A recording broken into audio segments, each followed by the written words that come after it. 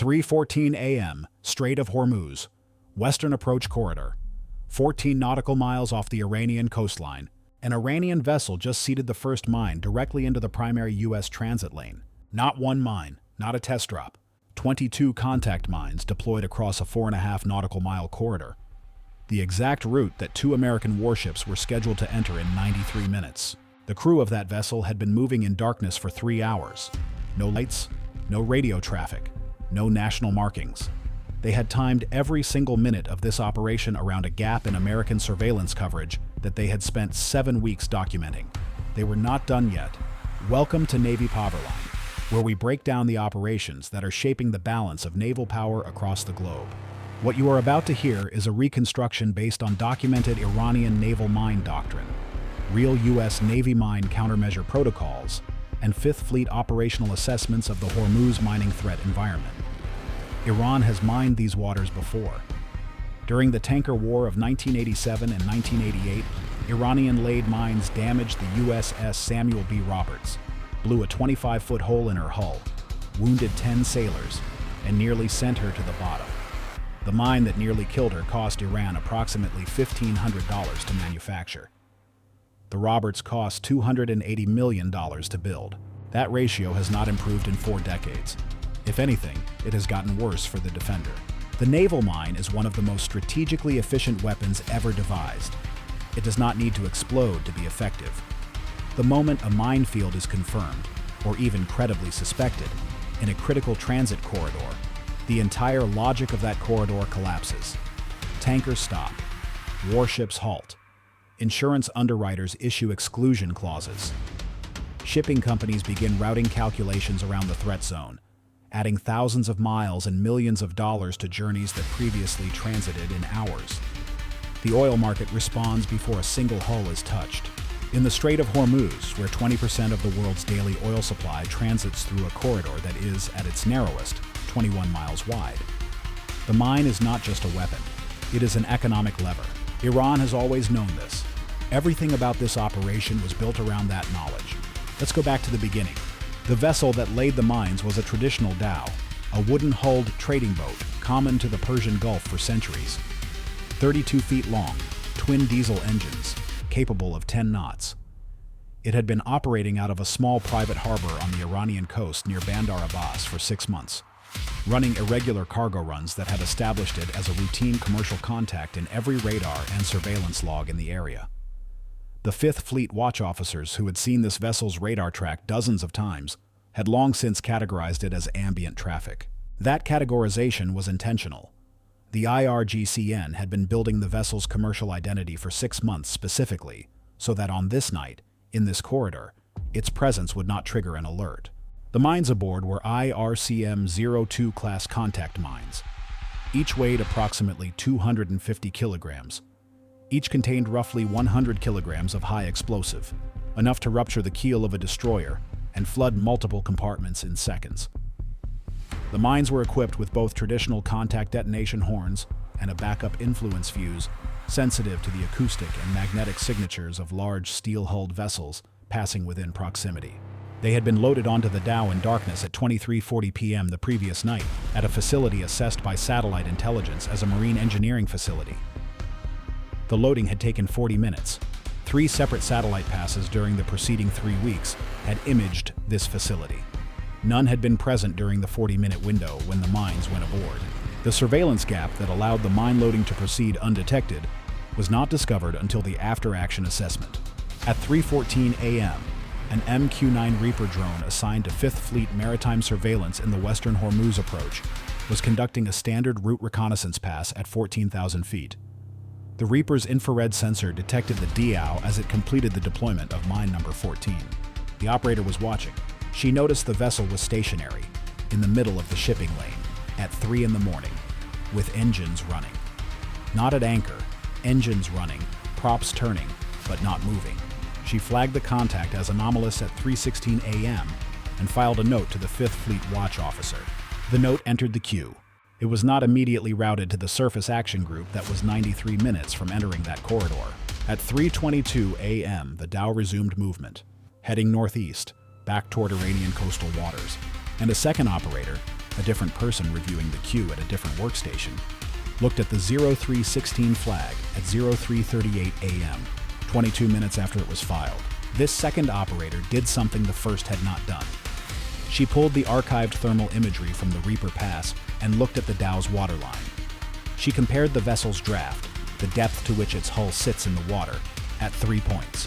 When it entered the corridor at 1:55 a.m., when it was observed stationary at 3:14 a.m., and when it resumed movement at 3:22 a.m. The waterline had risen by a measurable amount between the stationary observation and the departure. The vessel had gotten lighter during those 8 minutes. It had dropped cargo. The second operator elevated immediately. The 5th Fleet Watch Officer received the assessment at 3:41 a.m. The Surface Action Group, USS Lake Champlain, a Ticonderoga-class cruiser, and USS Bainbridge, an Arleigh Burke-class destroyer, was currently 49 nautical miles west of the suspected minefield, making 16 knots on their scheduled transit. At 16 knots, they would enter the corridor in approximately 1 hour and 48 minutes from the moment of the initial drop.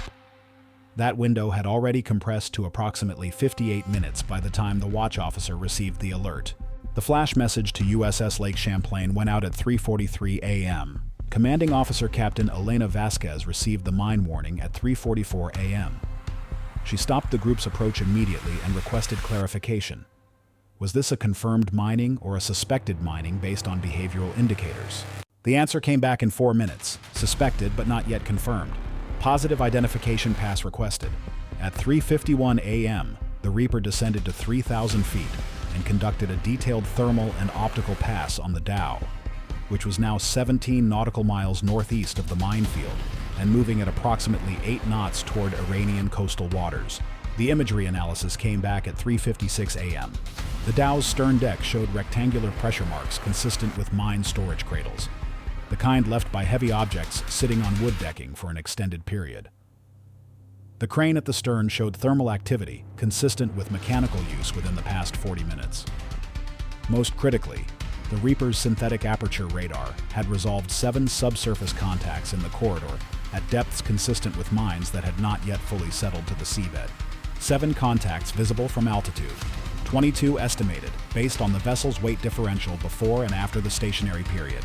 The contacts were not fish, they were not debris, they were mines. At 4:03 a.m., 5th Fleet Commander Vice Admiral Thomas Reeves issued 2 authorizations simultaneously. First, 2 MH-60R Seahawk helicopters from USS Lake Champlain were cleared to launch immediately for mine detection and assessment operations using the AN/AQS-22 Airborne Laser Mine Detection System. Clearance of the corridor would begin as soon as the aircraft were on station. Second, 2 FA-18F Super Hornets from VFA 103, the Jolly Rogers, operating from USS Dwight D. Eisenhower approximately 180 nautical miles to the south, were tasked to intercept and destroy the mine-laying vessel under self-defense and freedom of navigation authorities. There was a problem with the second authorization that became apparent within 3 minutes. The dhow had been moving northeast at 8 knots for 32 minutes since completing the mine deployment. The flight time for the FA-18S to reach the intercept point would be approximately 14 minutes. By the time the aircraft arrived, the dhow would be approximately 21 nautical miles from the minefield, and the 12 nautical mile territorial limit of Iranian coastal waters was in that direction. The calculation was tight.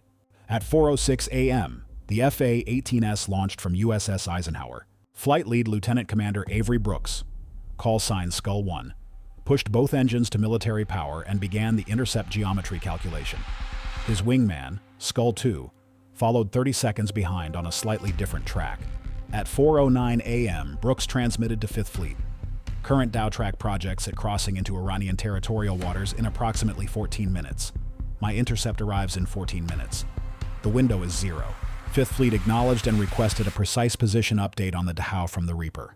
The Reaper reported, dhow at bearing 031 degrees, 17 nautical miles from the minefield. Speed now increased to 11 knots, course unchanged toward the Iranian coast. The vessel had accelerated. Someone aboard had become concerned. At 4:11 a.m., the dhow crossed the 12 nautical mile limit and entered Iranian territorial waters. Brooks received the updated position and made the call himself on the tactical frequency. Target is inside territorial waters. Weapons hold, continuing to observe. He established a surveillance orbit at 20,000 feet. The strike authorization expired without a shot fired. The dhow reached the small harbor it had departed from at 5:47 a.m. The crew secured the vessel. 3 men disembarked and walked into a building. They were not seen again in any subsequent imagery. The minefield they had left behind was still active in the Western Hormuz approach corridor. Now the entire weight of the response shifted to the MH-60R crews. The 2 Seahawks had launched from USS Lake Champlain at 4:08 a.m. and arrived on station over the Western Corridor at 4:31 a.m. The AN/AQS-22 system uses a towed sensor body suspended approximately 3 meters above the water surface, equipped with a forward-looking sonar and laser imaging array that can detect mine-like objects to depths of approximately 40 meters. Under standard conditions, it surveys roughly 2 nautical miles of corridor per hour. The minefield covered 4.5 nautical miles. 2 aircraft, 2 nautical mile survey rate per hour per aircraft. Best case, full coverage in just over 2 hours. The Surface Action Group sat waiting 49 miles to the west. Dawn was approaching. Commercial traffic that had been proceeding normally in the corridor began to be intercepted by a broadcast warning that 5th Fleet transmitted on Channel 16 VHF at 4:55 a.m. The warning advised all vessels to hold clear of the Western Hormuz approach corridor. At 5:08 a.m., the first Seahawk crew reported 7 confirmed mine contacts in the first nautical mile of corridor, then 9 more in the second nautical mile. The mines had settled to depths between 7 and 24 meters. The distribution was not random. The mines had been laid in a pattern that specifically targeted the center of the shipping lane, where deep draft vessels like destroyers and cruisers would pass closest to the bottom moored units. Someone who understood mine warfare had designed that pattern. The USS Guardian, an Avenger-class mine countermeasure ship based at Bahrain, had been underway since 4:17 a.m. when the flash alert went out. Guardian carries the AN/SQQ-32 variable depth sonar and a fleet of Mark 18 Mod 2 Kingfish underwater unmanned vehicles capable of locating and neutralizing bottom mines. Her transit time to the Western Corridor was 3 hours and 40 minutes. She would not arrive until after 8 a.m. At 5:49 a.m., the first rays of daylight came up over the Strait of Hormuz. By 6 a.m., the commercial traffic picture had changed dramatically. 11 vessels were holding outside the mine warning zone. Among them was the MV Pacific Fortune, a Panamanian-flagged VLCC supertanker carrying 240,000 tons of crude oil from Kuwait to South Korea.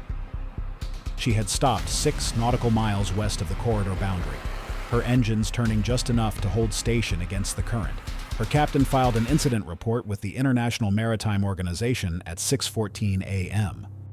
When the Asian oil markets opened at 8 a.m. Tokyo time, Brent crude rose $5.12 per barrel in the first 40 minutes of trading.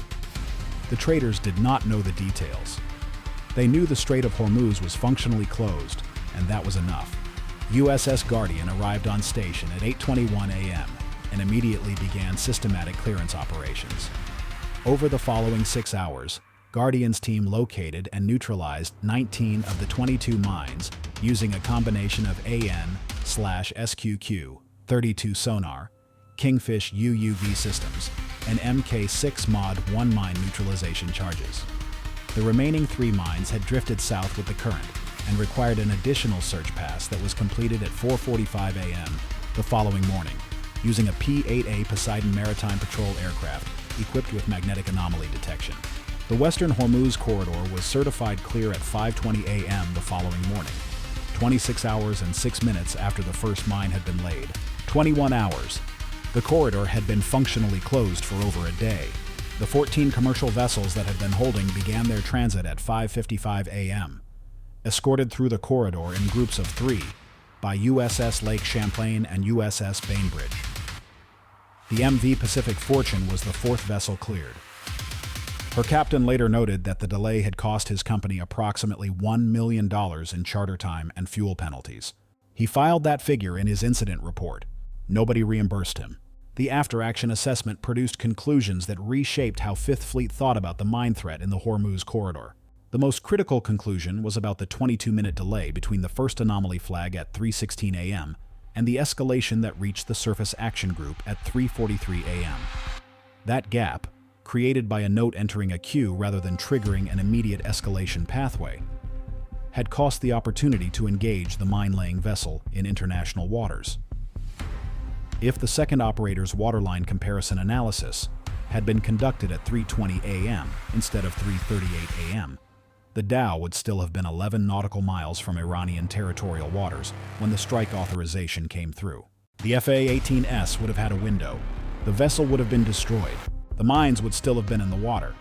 But the crew that laid them, the vessel's communications equipment, and whatever intelligence material was aboard would have been eliminated. The escalation pathway for suspicious vessel behavior in the Hormuz corridor was revised within 72 hours of the engagement. The revision required that any contact exhibiting stationary behavior in the shipping lane during low visibility hours be routed directly to the tactical operations officer, not queued for standard review. The dhow responsible for the mine laying was never officially identified. The harbor it returned to was imaged by satellite within 24 hours. The vessel was visible, moored, apparently undamaged. No action was taken against it under the territorial waters constraints. The Iranian Foreign Ministry, when asked about the minefield at a press availability 3 days after the incident, stated that Iran had no knowledge of any mining activity in the Strait of Hormuz, and suggested the incident may have been self-inflicted by the United States to create a pretext for aggressive action in the region. The imagery evidence, Reaper footage, satellite infrared, Guardian's sonar logs, was presented at a subsequent UN Security Council session called at U.S. request. Russia argued the evidence was inconclusive.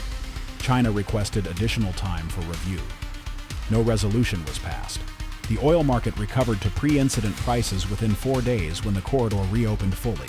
The mine production facility that intelligence assessed as the source of the IRCM-02 mines continued operating. It was on Iranian territory. It was never struck. 22 mines, approximately $22,000 each to produce. Total Iranian hardware cost, less than $500,000. Total economic disruption cost to the global oil supply chain during the 26-hour closure. Estimates range from $800 million to $1.2 billion. That arithmetic is why the mine never goes away. The Strait of Hormuz is 21 miles wide. The western approach corridor that concentrates commercial traffic into a defined lane is 4 miles across. A dhow that has been establishing its commercial identity for 6 months can transit that lane at 3 in the morning without triggering an alert, and somewhere in a harbor on the Iranian coastline, another dhow is being quietly loaded. The mine warfare problem in the Strait of Hormuz is structural and permanent. It cannot be solved by any single operational response, any single technology update, or any single revision to patrol doctrine. The geography of the strait does not change. The commercial traffic that fills it every hour of every day does not stop. The radar clutter and visual noise generated by hundreds of small craft operating in the corridor every night provides permanent cover for the mine layer. And the mine itself, a weapon whose fundamental design has not changed meaningfully since the First World War, can be manufactured in large quantities at costs that make defense through interception impossible.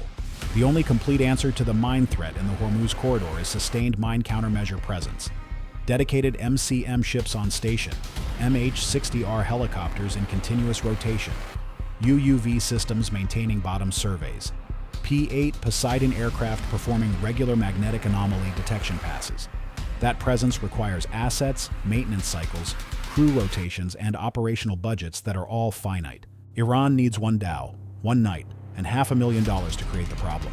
The United States needs an MCM ship, 2 helicopter crews, an unmanned vehicle team, a maritime patrol aircraft, and 26 hours of sustained operations to clear it. Those are the terms of the contest that has been running in these waters since 1987.